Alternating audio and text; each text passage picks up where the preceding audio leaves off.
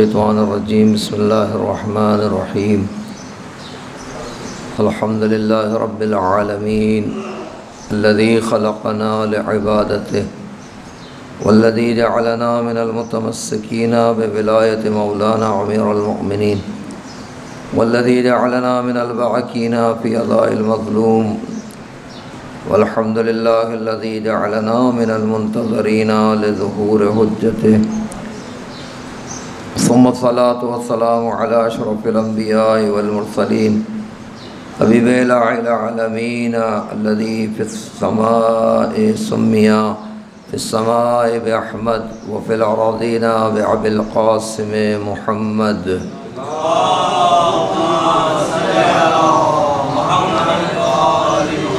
وعلى أهل بيته الطيبين الطاهرين المعصومين الذين أذهب الله عنهم الرجس وطهرهم تطهيرا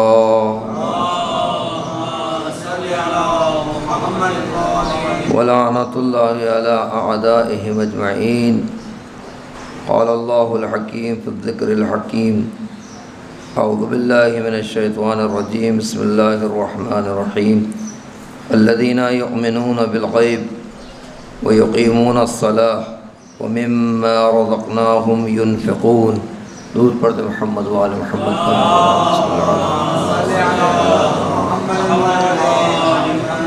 بزرگان محترم اور برادران عزیز، ماہ مبارک رمضان ہے، اللہ کی رحمتوں کا، برکتوں کا، مغفرت کا مہینہ، قرآن کی بہار کا مہینہ ہے. معصوم نے اس کو قرآن کی بہار کا مہینہ قرار دیا ہے، اس لیے کہ پروردگار کی رحمت کی وجہ سے بھولا ہوا قرآن، غافل شدہ قرآن مومنین کی بارگاہ میں خود چل کر آتا ہے.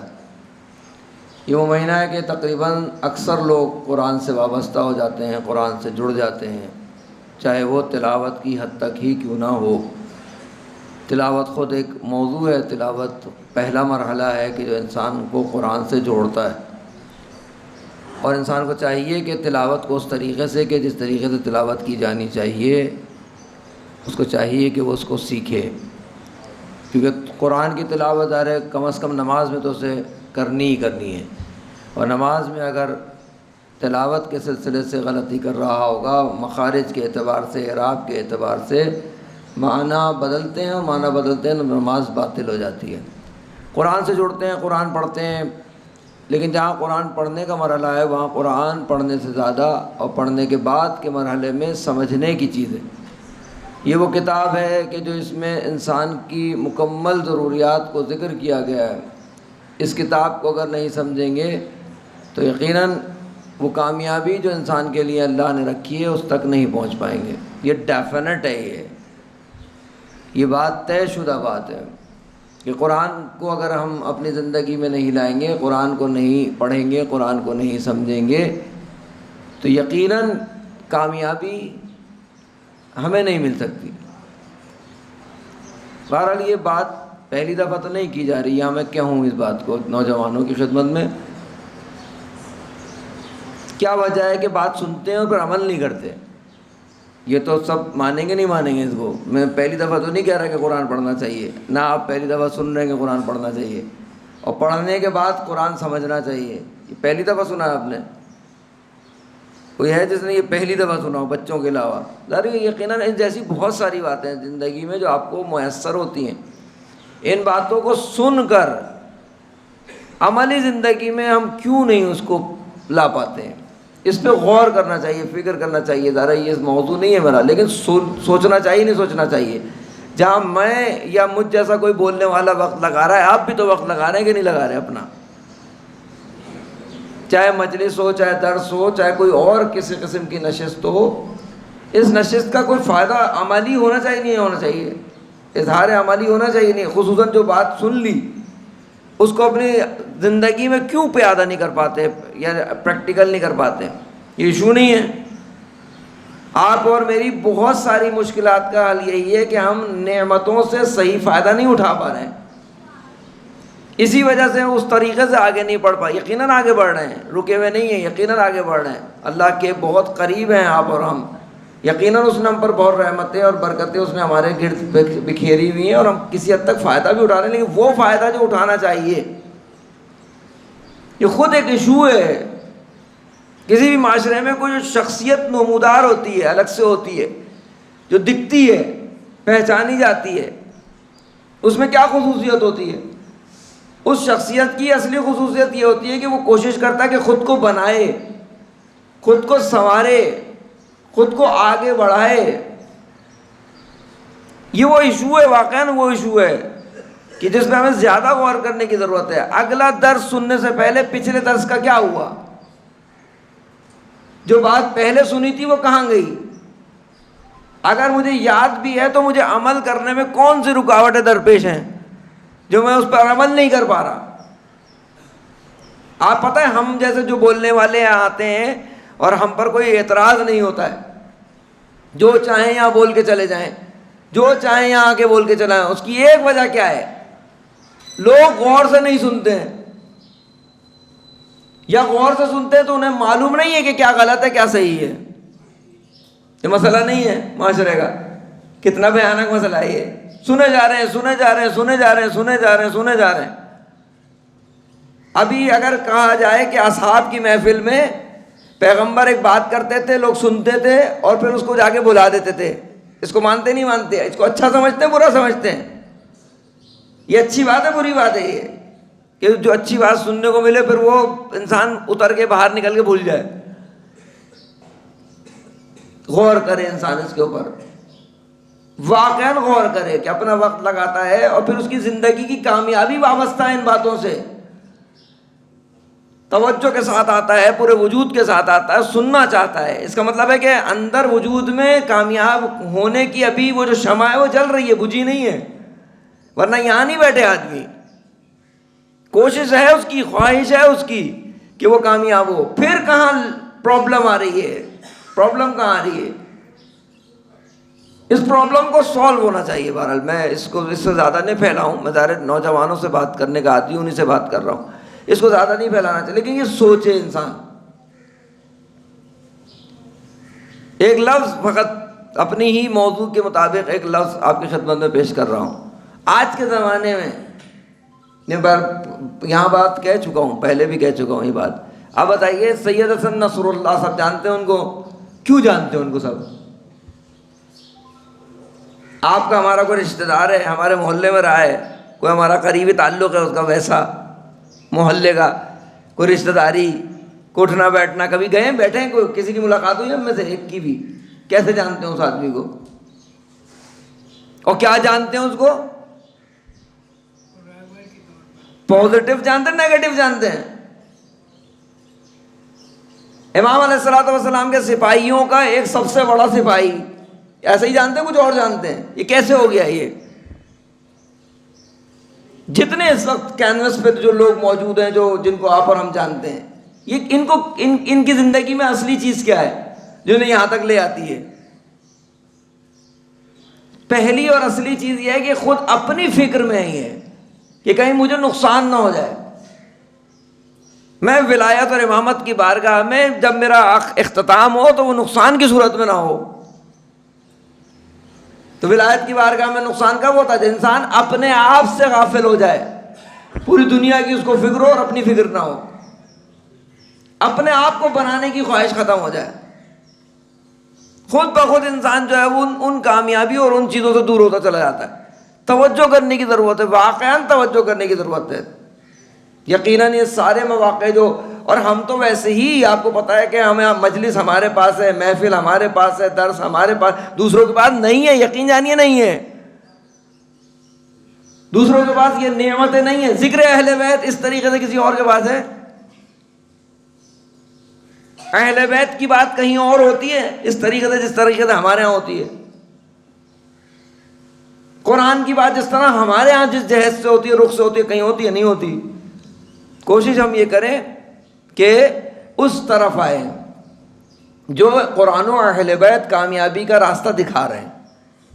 قرآن کی یہ آیت ہے، آج کا موضوع آپ یقیناً مستحضر ہوں گے، آپ کے علم ہوگا، جناب ختیجہ علیہ السلام اور دفاع ولایت۔ کیونکہ ظاہر ہے یہ 10 رمضان قریب ہے، بیوی کا وصال قریب ہے، اسی عنوان سے کچھ تھوڑی دیر آپ کی خدمت میں کچھ کہنے کی کوشش کروں گا. ایک درود سے سہارا دیجیے.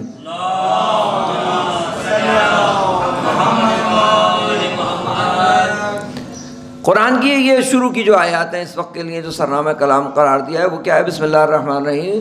الذین یؤمنون بالغیب.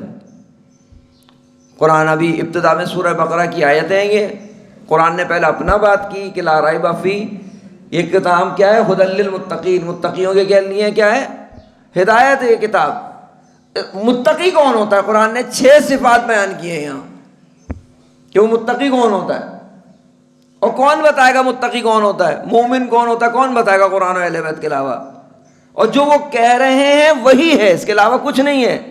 نہ کوئی شعر بتا سکتا ہے، نہ کوئی خطیب بتا سکتا ہے اگر ہٹ کے بتا رہا ہو.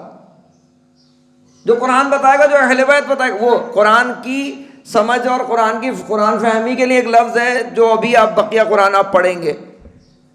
جب آپ کے خدمت میں، قرآن کی خدمت میں جب آپ ہوں اور لفظ الذین آئے، عربی کا لفظ ہے الذین، وہ لوگ، اب ان لوگوں کا تذکرہ ہوگا کہ نہیں ہوگا اس لفظ کے بعد؟ کون لوگ؟ یہ مثبت بھی ہوگا، منفی بھی ہوگا. جیسے یہاں مثبت ہے یہاں کہ متقی کون ہوتا ہے.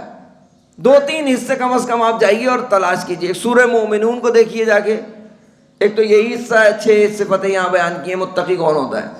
سورہ مومنون 18واں پارہ جو شروع ہوتا ہے وہیں سے سورہ مومنون سے شروع ہوتا ہے. بسم اللہ الرحمن الرحیم. قد افلح المؤمنون الذین الذین الذین الذین الذین، 11 صفات ہیں وہاں کہ یہ کوئی مشکل کام نہیں ہے. آپ اردو میں بھی پڑھیں گے آپ کو سمجھ میں آئے گا.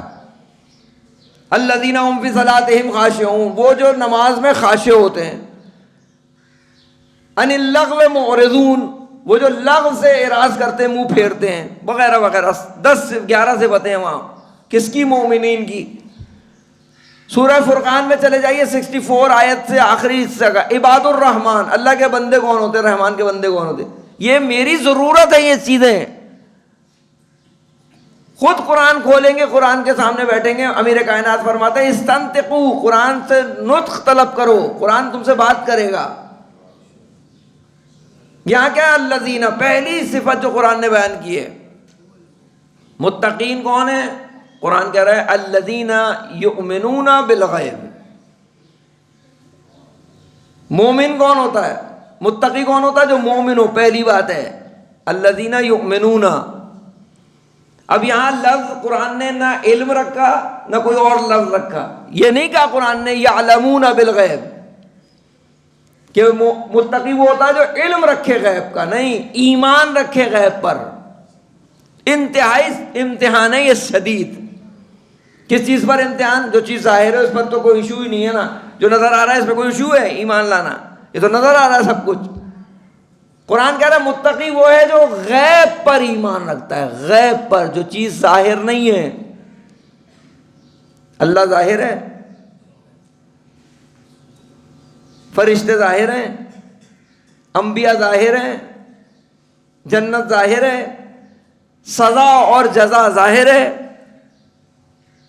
گناہ اور ثواب کا جو اثرات ہیں وہ ظاہر ہیں. اس کا مطلب کیا ہے؟ غیب پر توجہ. امام علیہ الصلوۃ والسلام ظاہر ہیں، حتی شیطان ظاہر ہے. متقی کون ہے؟ جو ان ساری اور ان کے علاوہ جو چیزیں غیب، ورلڈ ویو کے اعتبار سے الغیب اسلامی قرآنی نظریہ ہے. اس کے مقابل پر غرب کا نظریہ ہے، وہ حس گرائیں. وہ کہتے ہیں جو چیز ہوتی ہے وہ حس کی جا سکتی ہے فقط، ہم اسے مانتے ہیں. میٹرلسٹ جو ہیں، مادی گر جو ہیں، جتنے بھی ہیں، جو اس کے مقابل پہ غیب کو مانتے ہی نہیں ہے. کہنے کہ غیب کوئی چیز ہی نہیں ہے. روح غیب ہے، حاضر ہے. آپ کی میری جو روح ہے، جو اصل ہے، وہ غائب ہے، ظاہر ہے؟ غائب ہے. میں اور آپ جو علم رکھتے ہیں یہ غائب ہے یا ظاہر ہے؟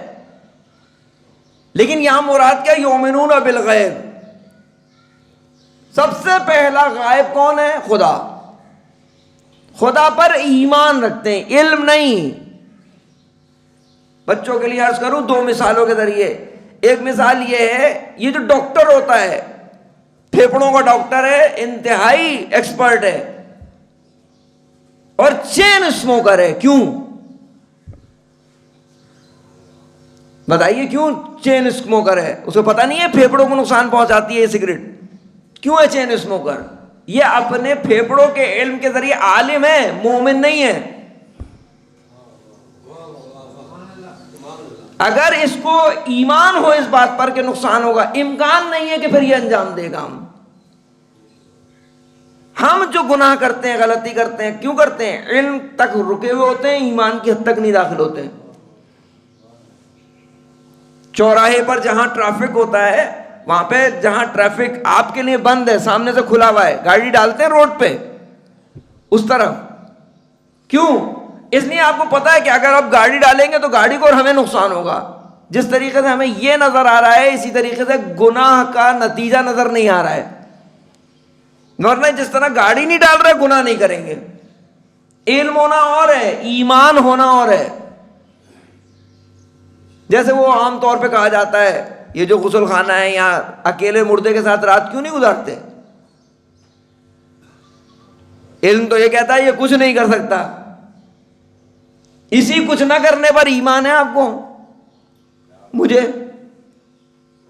اس کا مطلب ہے ابھی ہم علم کے مرحلے میں ہیں شاید خدا کے سلسلے سے بھی. رازق کون ہے؟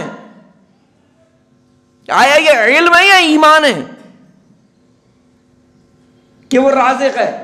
اگر وہ رازق ہو اور اس پر ایمان ہو جائے تو انسان کبھی غیر خدا کے آگے نہیں جھکتا ہے، رزق کے سلسلے سے دوڑتا نہیں پھرتا ہے. کیوں؟ علم ہے، ایمان کی حد تک داخل نہیں ہوا ہے. قرآن نے یعلمون بالغیب نہیں کہا ہے کہ متقی وہ ہوتا ہے جو علم رکھے غیب کا. علم رکھنے والے تو بہت ہیں غائب چیزوں کا. مومن کتنے ہیں؟ جو مومن ہوتا ہے پھر وہ متقی. پہلی صفت ہے یہ. بارہ اس کے بعد 5 صفتیں اور ہیں، میں شاید اسی صفت پر گفتگو کرنی ہے مجھے. اب آپ آئیے ایسے ماحول کو فرض کیجئے، آج بھی بہت ساری جگہ ایسی ہیں جہاں امکان نہیں ہے کہ آپ لا الہ الا اللہ کہہ دیں. ایسی بہت سی جگہ ہیں جہاں آپ محمد رسول اللہ نہیں کہہ سکتے. اسے تو آپ محسوس کر ہی لیں گے نا کہ ایسی بہت سی جگہ ہے جہاں آپ علی ولی اللہ نہیں کہہ سکتے. بہت سی جگہ ایسی ہیں، لیکن پھر بھی حالات مختلف ہیں. ذرا چلیں اس زمانے میں کہ جس زمانے میں جناب پیغمبر نے کہا ہے قولوا لا الہ الا اللہ.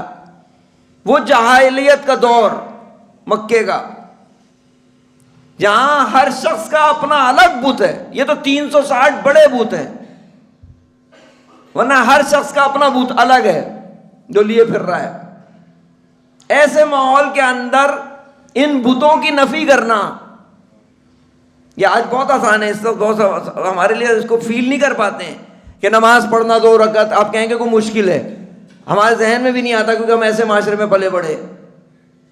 لا الہ الا اللہ کہنا کہاں، اس میں کیا ایشو ہے؟ ایشو ہے باقاعدہ. داعش کے ہاتھ آ کر خدا نہ خواستہ کوئی حد پہ چڑھ جائے تو پھر اس کے سامنے ہنر ہے کہ نہیں ہنر ہے کہ کہے یا علی ولی اللہ. اس زمانے میں ذرا فرض کریں جس زمانے میں پیغمبر نے اپنی تحریک کا آغاز کیا ہے، کوئی نہیں ہے. اس کا مطلب کیا ہے؟ اب یہاں کیا چیز چاہیے؟ مہم یہ ہے کیا چیز چاہیے جو آپ کو اقرار کرا دے گی اللہ کا ایسے ماحول میں بھی.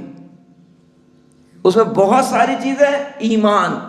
اس میں بہت ساری چیزیں کیا ہیں؟ پہلی چیز، اور اس پر فوکس کرے انسان جب قرآن پڑھے حدیث پڑھے، جو وہاں وعدہ دیا گیا ہے. پروردگار اگر یہ کہہ رہا ہے، قرآن کی آیت ہے کہ ان اللہ یدافع عن الذین آمنوا.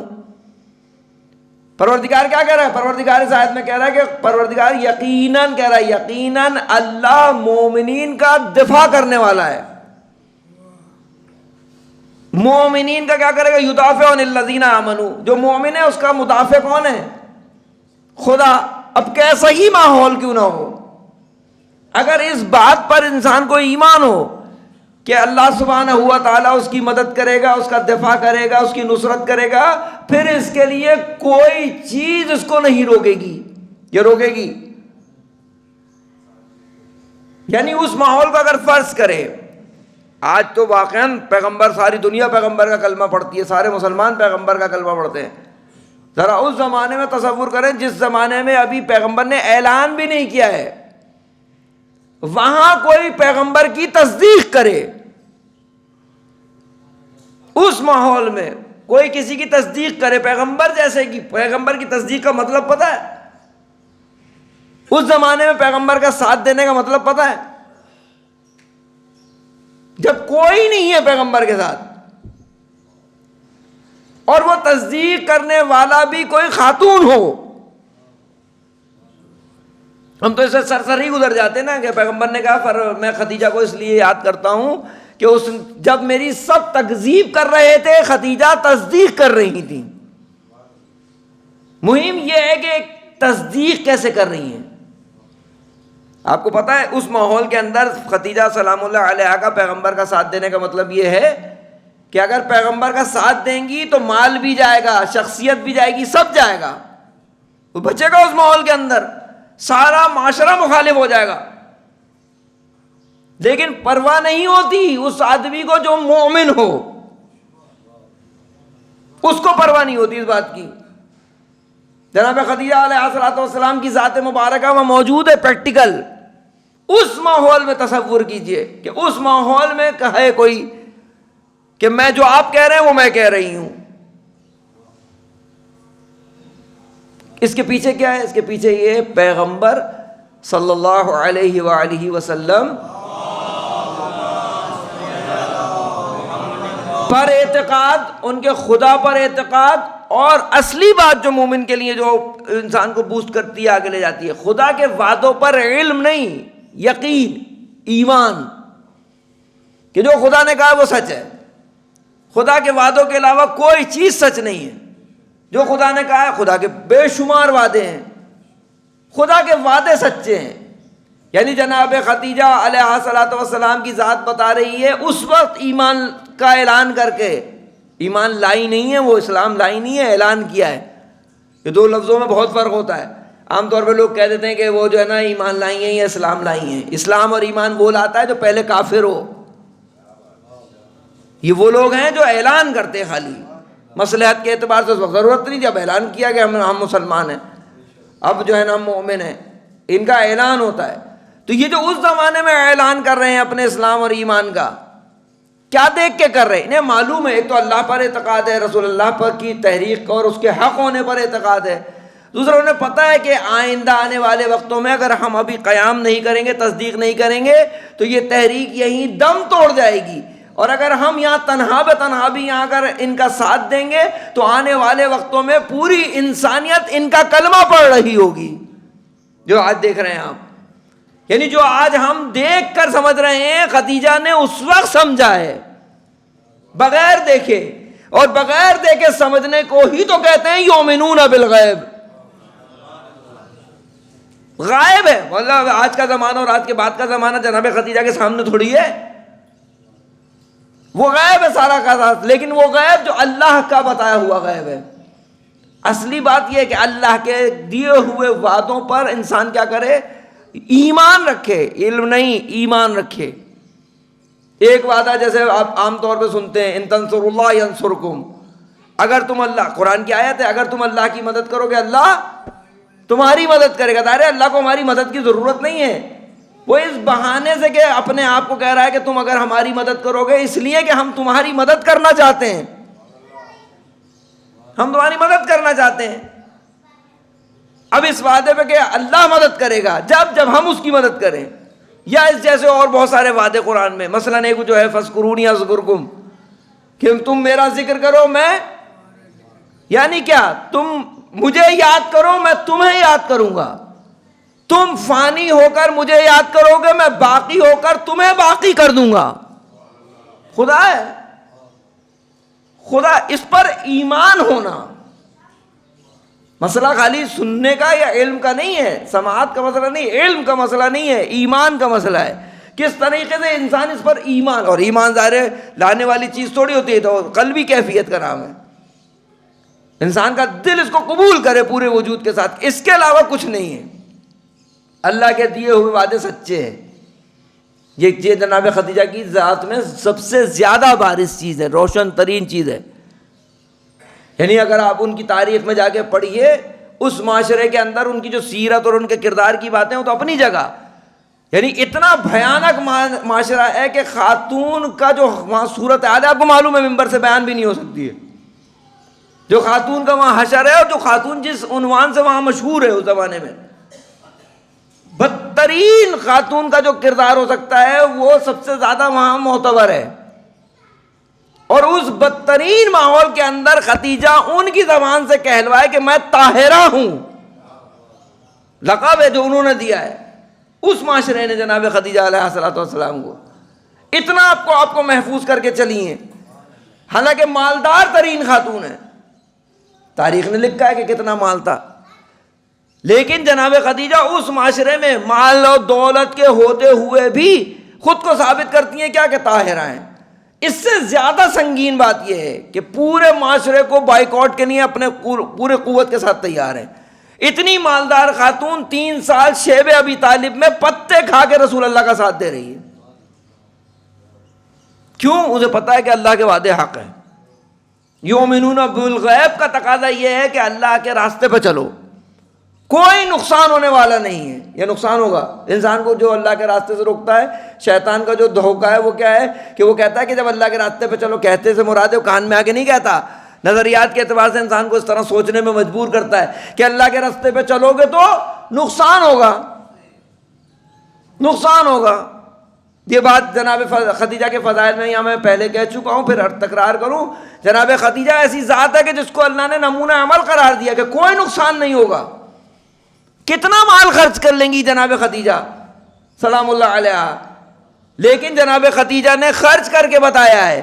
آیت اللہ محسن قراتی کا جملہ تکرار کر رہا ہوں، وہ کہتے ہیں کہ جناب خدیجہ کا کمال یہ ہے کہ انہوں نے اتنا خرچ کیا، بے خوف خطر خرچ کیا.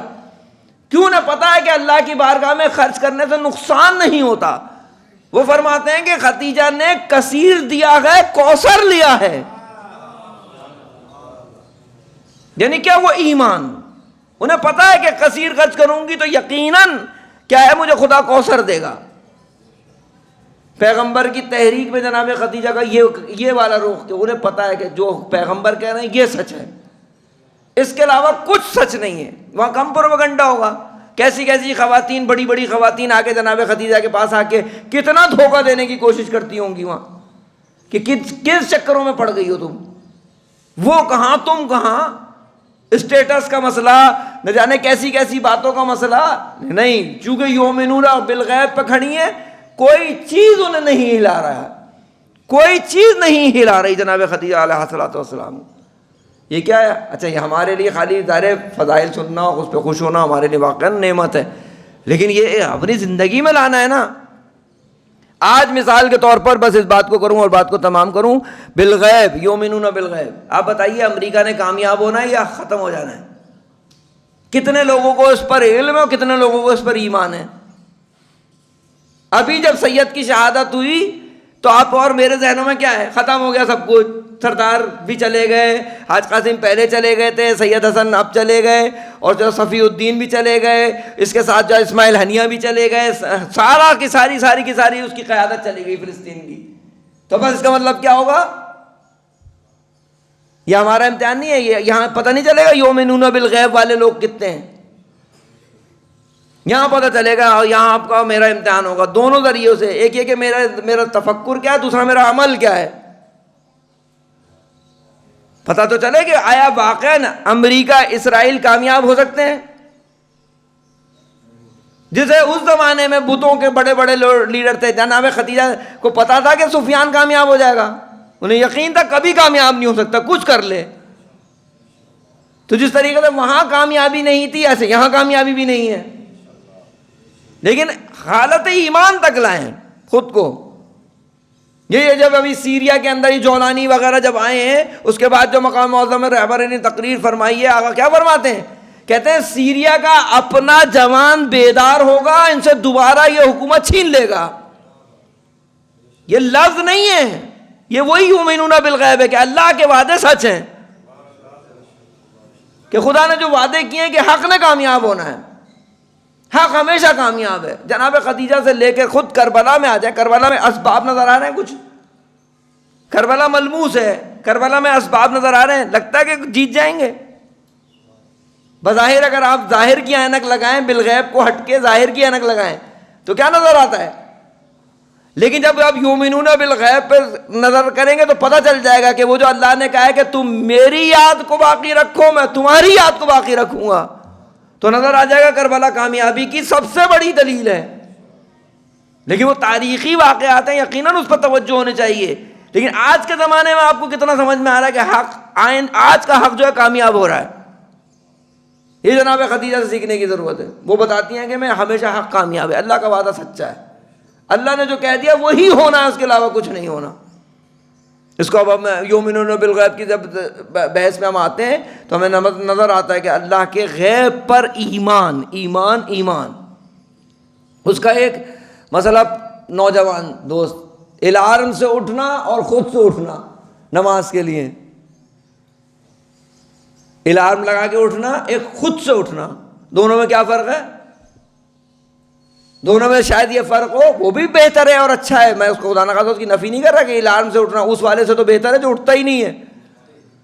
لیکن جو الارم سے اٹھتا ہے اور جو خود اٹھتا ہے, اس میں بہرحال تھوڑا سا فرق نظر آ رہا ہے آپ کو. یہ جو خود سے اٹھتا ہے اسے زیادہ ایمان ہے کہ جو اللہ نے کہا ہے وہ صحیح ہے, کہ اٹھوں گا تو کچھ ملے گا, اور خود سے اٹھوں گا. اور یہ جب خود سے اٹھنے والا ہوتا ہے, اس کی پریکٹس اگر شروع کر دے نا تو ایک مسئلہ وہ آتا ہے روایات کے اعتبار سے کہ فرشتے آ کے اٹھاتے ہیں, پھر انسان کو فرشتے آ کے اٹھاتے ہیں, اور اگر اللہ سے غافل ہو جائے تب بھی فرشتے آ کے اٹھاتے ہیں. لیکن وہ اٹھانا اور ہے, یہ اٹھانا اور ہے. اپنی زندگی کے اندر توجہ کیجئے, ہم اور آپ مل کے توجہ کریں اس بات پر کہ ہم اور آپ نے مل کے کیا کرنا ہے, جو سن رہے ہیں اس کو اپنے وجود کا حصہ بنانا ہے. چاہیے جا کے قرآن میں آخر رمضان تک ڈھونڈیے کہ اللہ کے وعدے کتنے ہیں. اللہ نے کہا, اردو میں تو سمجھ میں آ جائے گا کہ اللہ یہ کہہ رہا ہے کہ یہ کرو تو یہ ہوگا. ان اتم ادنا, تم پلٹو گے ہم پلٹیں گے. قرآن ادعونی استجب لکم, مجھے پکارو میں جواب دوں گا. یہ سب وعدے نہیں ہیں خدا کے. یہ ساری باتیں اللہ نے جو کی ہیں کیوں کی ہیں؟ اس لیے کی ہیں کہ تاکہ ہم اس کے جو ہے نا وعدوں پر توجہ کریں, پھر اپنے ایمان کا حصہ بنائیں. جو وہ کہہ رہا ہے وہ صحیح ہے, اس کے علاوہ کچھ صحیح نہیں ہے. حرام, ممکن ہے کہ حرام کے ساتھ اللہ کی طرف بڑھنا بھی ہو.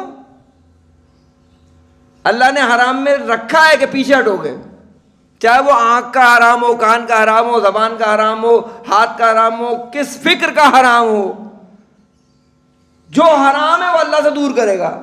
یہ پتہ نہیں ہے, یہ پتہ نہیں ہے. کیوں نہیں پتہ؟ پتہ ہے. پھر کیا ہوتا ہے کہ ان دی گراؤنڈ جو پرابلم ہوتی ہے, کیونکہ یہ میں ہمیشہ یہاں دکھاتا ہوں نا, یہ مسئلہ ہے نا, یہ پتہ چلتا ہے کہ اس میں کیا حرام آ رہا ہے, کیا حلال آ رہا ہے.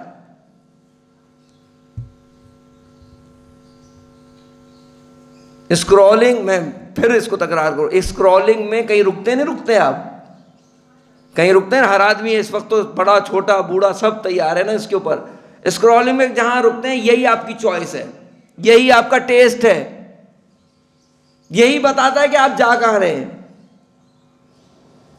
پوری زندگی میں جو کچھ کر رہے ہیں ذرا اس پہ توجہ آج سے کرنا شروع کرے انسان, کہ میں جو کچھ کر رہا ہوں اس پہ توجہ کرے. خالی خود پہ اگر توجہ نہیں کریں گے تو کبھی بھی کوئی آپ کو کامیاب نہیں کرا سکتا, کوئی مجھے کامیاب نہیں کرا سکتا جب تک میں خود, حتیٰ خدا اور امام. سنت الہی اور سنت امام یہ ہے کہ تم نے پہلا قدم تم نے بڑھانا ہے, باقی پھر ہم پیچھے ہیں موجود. آگے بڑھے آگے بڑھے آگے بڑھے آگے بڑھے آگے بڑھے آگے بڑھے آگے بڑھے. یعنی یہی جو جناب میں نے کہا اس کے معاشرے کے اندر سے ایک شخص نکلتا ہے, وہ کون ہوتا ہے؟ ہم میں سے کوئی کیوں نہیں ہے, کوئی کمی ہے ہم میں؟ ہم میں کوئی کمی ہے؟ ہم میں سے کوئی نہیں بن سکتا ہے امام زمان علیہ السلام تو السلام کے لیے سید مقاومت. ہم میں سے نہیں بن سکتا کوئی. کیوں نہیں بن سکتا؟ نہ یہاں تو کربلا کو ماننے والے ہیں, نہ یہاں عمر کا مسئلہ ہے, کوئی مسئلہ نہیں ہے, صرف توجہ کا مسئلہ ہے. ابھی رمضان گزرے چلا جا رہا ہے، گزرے چلا جا رہا ہے، گزرے چلا جا رہا ہے، شب قدر کوئی تیاری ہے ابھی سے؟ شب قدر آئے گی تو کیا کروں گا، یا وہی آ جائے گی تو پھر گزر جائے گی، آ جائے گی پھر گزر جائے گی؟ ہے توجہ کہ شب قدر آئے گی تو کیا کریں گے؟ رمضان خود ایک آپشن ہے چھوٹی سیل کا مثلا آپ کی زبان میں، اور شب قدر کے لیے دو اہم ترین کام ہیں۔ ایک اپنے موبائل کے جو ہے نا نوٹ پیڈ پہ اپنی مشکلات کی فہرست بنائیں، یہ مشکل ہے، یہ مشکل ہے میری زندگی میں، یہ مشکل ہے، چاہے وہ مادی ہوں چاہے معنوی ہوں۔ غصہ بہت آتا ہے، زوجہ پہ چلاتا ہوں، بچوں پہ چلاتا ہوں، وغیرہ وغیرہ، جیسی بہت سارے مسائل اخلاقی۔ ایک فہرست تو بنائیں کہ شب قدر آئے گی تو خدا سے کہوں گا کہ مشکلات میری حل کر دے۔ کورے بالکل شب قدر میں داخل ہو جاتے ہیں، بالکل کورے مشکلات پہ۔ اس کا فائدہ کیا ہوگا؟ جب آپ اپنی مشکلات درج کریں گے تو آپ کو پتہ نہیں چلے گا کہ آپ کے اندر کیا کیا مشکل آ رہی ہے۔ پھر اس میں فہرست میں ذرا درجہ بندی کریں کہ کون سی اہم ہے، کون سی مہم ہے، کون سی اوپر ہے، کون سی نیچے ہے۔ ساری مشکلیں انسان درج کرے، ساری درج کرے، پھر اس میں ترتیب تو بنائے کہ کہاں کون سی مشکل اس کی ہے۔ شب قدر میں آ جائیں گے، داخل ہو جائیں گے، شب قدر پھر گزر جائے گی۔ حالانکہ شب قدر میں صبح فجر کیا عالم ہونا چاہیے آدمی کا؟ فہرست بنائے، اپنی مشکلات کی فہرست بنائیے۔ ان فہرست میں، مشکلات میں بہت ساری چیزوں میں سے ایک مسئلہ کیا ہے؟ دوسروں کو معاف کرنا۔ آیا مجھ میں یہ مشکل ہے کہ نہیں ہے کہ میں دوسروں کو معاف کر دیتا ہوں آسانی سے یا نہیں؟ رشتہ دار ہوں، دوست ہوں، کوئی ہو، مجھ میں ہنر آتا ہے معاف کرنے کا۔ میں دشمنان خدا اور دشمنان اہل بیت کی بات نہیں کر رہا، انہیں بھی معاف کرنا شروع کر دیں۔ میں بات کر رہا ہوں آپس میں مومن کو معاف کرے۔ امام فرماتے ہیں کہ اللہ سبحانہ و تعالیٰ اس شخص کو پسند کرتا ہے معافی مانگتے ہوئے جو خود معاف کرنا جانتا ہو۔ خود معاف نہیں کرنا آتا ہوگا تو اللہ کی بارگاہ میں کیسے معافی مانگ رہا ہے؟ شب قدر کی نیت، شب قدر انجام دیتا ہوں انبیاء کی نیابت میں، اولیاء کی نیابت میں، شہداء کی نیابت میں، سب کو آپ نام لے کے تفصیل سے بیان کر سکتے ہیں نیت میں۔ شب قدر میں کتنا ہی اچھا ہو کہ میں یہ نیت کروں کہ میں شب قدر میں مسجد میں آیا ہوں اللہ کی خاطر، اللہ کے گھر میں امام زمانہ کی نیابت میں اعمال شب قدر انجام دیتا ہوں نیابتاً امام زمان۔ کہاں چلا جائے گا عمل؟ امام زمان صلی اللہ علیہ وسلم کے جو اس وقت مجاہدین و مقاومین رہبریت سے لے کے سارے شہداء سب کی نیابت میں آیا ہوں میں۔ کتنی خاص نگاہ ہو جائے گی خدا کے آپ کی طرف۔ اور اپنے پرابلم خصوصاً آپ لے کے آئیں لسٹ میں پرابلم لے کے آئیں گے تب پتہ چلے گا کہ آپ کو کیا پرابلم ہے۔ ہمارے معاشرے کے اندر فقر کی وجہ سے لوگوں کو فیس کا مسئلہ ہوتا ہے، راشن کا مسئلہ ہوتا ہے، سب کا مسئلہ ہوتا ہے، حل ہونا چاہیے۔ لیکن جب مشکل آتی ہے، چاہے فیس کا ہو چاہے راشن کا ہو، خدا کا خیال کب آتا ہے؟ آخر میں، پہلے؟ امام زمان کا خیال کب آتا ہے؟ پہلے آخر میں؟ فلاں مولانا کر دے گا، فلاں ٹرسٹ کر دے گا، فلاں جگہ سے حل ہو جائے گا، فلاں، سب صحیح ہے، لیکن امام کا اور اللہ کا کہاں نام آتا ہے؟ آخر میں، پہلے؟ جب سب منع کر دیں تب آتا ہے یا سب سے پہلے آتا ہے؟ اس میں کیا ہوتا ہے؟ اس کو ٹھیک کریں۔ ایک مشکلات کی لسٹ، ایک مشکل کشا کی لسٹ، اس کو ٹھیک کریں۔ آپ دیکھیں، آپ توجہ کریں اپنی زندگی میں کہ مشکل کشا کی لسٹ سیٹ کر کے کہ مشکل کشا کے، سب مشکل کشا ہی ہے، سب وسائل کے ماننے والے ہیں، ہم سب وسیلوں کے ماننے والے ہیں، لیکن امام اور خدا کی جگہ کہاں آتی ہے؟ عام طور پہ سب سے آخر میں آتی ہے۔ جب سب منع کر دیتے ہیں تو اللہ تو ہے ہی، تو یہ تو پہلے ہونا چاہیے تھا۔ یہ وہی ہے کہ خدا مدد کرے گا، یہ اس کا وعدہ ہے، اس کا وعدہ ہے۔ یہ ساری سیدھی سیدھی اور چھوٹی چھوٹی چیزیں ہیں، ان پہ توجہ کریں گے زندگی میں ترقی ہونی شروع ہو جائے گی، آپ کی میری آنکھ کھل جائے گی۔ شب قدر کی فجر میں کون ہے جو نہیں چاہتا کہ مسجد میں یا مسجد کے باہر کہیں صاحب الزمان سے ملاقات ہو جائے؟ نہیں ملیں گے آپ سے، مجھ سے وہ ایرانیوں سے ملتے ہیں خالی، عراقیوں سے ملتے ہیں خالی، ہم سے نہیں ملیں گے۔ کیوں نہیں ملیں گے؟ آپ انہیں طلب تو کریں پہلے۔ شب قدر کی صبح یا مطلع الفجر، جب وہ فجر تک ہے تو فجر کے بعد سب سے پہلا تحفہ کیا چاہیے شب قدر کا؟ حضرت کا دیدار۔ پھر دیکھیے شب قدر میں کتنی اچھا یہ جو 18 والی ہے اس سے 20 والی بہتر ہونی چاہیے نہیں ہونی چاہیے؟ 20 کے بعد 23 والی بہتر ہونی چاہیے نہیں ہونی چاہیے؟ اور ہونے سے پتہ ہے یہ ایک تو علامت ہوتی ہے آنسو کی کہ اس میں دیکھیں گے آپ پر اللہ نے آپ پہ کتنا لطف کیا، آپ کا قلب کتنا نرم ہوا، کتنے آنسو آپ کے، میں نہیں کہہ رہا کہ بہت لیٹر میں اور بڑی بڑی بوتلیں بہانی ہیں آنکھوں کی، نرم ہوا کہ نہیں ہوا دل؟ دوسرا مسئلہ کہ خود چینج ہوئے کہ نہیں ہوئے آپ؟ اور چینج کا سب سے بیسٹ جو آپشن ہے وہ آپ کا اپنا گھر ہے۔ گھر والے آپ کی تعریف کریں کہ آپ میں تبدیلی آ گئی ہے۔ گھر والے اگر آپ کی تعریف نہیں کریں گے تو یقین جانیے آپ اور میں باہر دوسرا چہرہ، گھر میں دوسرا چہرہ، اور اس کو کیا کہتے ہیں؟ تو یہ اگر صورتحال ہوگی تو ظاہر ہے پھر شب قدر وہ فائدہ نہیں پہنچائے گی۔ پروردگار تجھے واسطہ ہے محمد و آل محمد کا کہنے والے کو سننے والوں سے زیادہ عمل کی توفیق عنایت فرما۔ پروردگار ہم سب پر رحمت برکت نازل فرما، امام علیہ الصلوۃ والسلام کے ظہور میں تعجیل فرما، تمام حاضرین کی تمام حاجات کو پورا فرما، امام زمانہ کے صدقے میں شب قدر کو درک کرنے کی توفیق نصیب فرما، امام کے رکاب میں جہاد اور شہادت نصیب فرما، امام کے تمام دشمنوں کو بالخصوص امریکہ اسرائیل کو نیست و نابود فرما، تمام مقاومین و مجاہدین کی حفاظت اور ان کو فتح و نصرت عنایت فرما، تمام مراجع اعظام بالخصوص آیت اللہ سیستانی اور بالخصوص مقام معظم رہبر کا سایہ سر پر دوام فرما۔ ربنا تقبل منا انک انت السمیع العلیم برحمتک یا ارحم الراحمین۔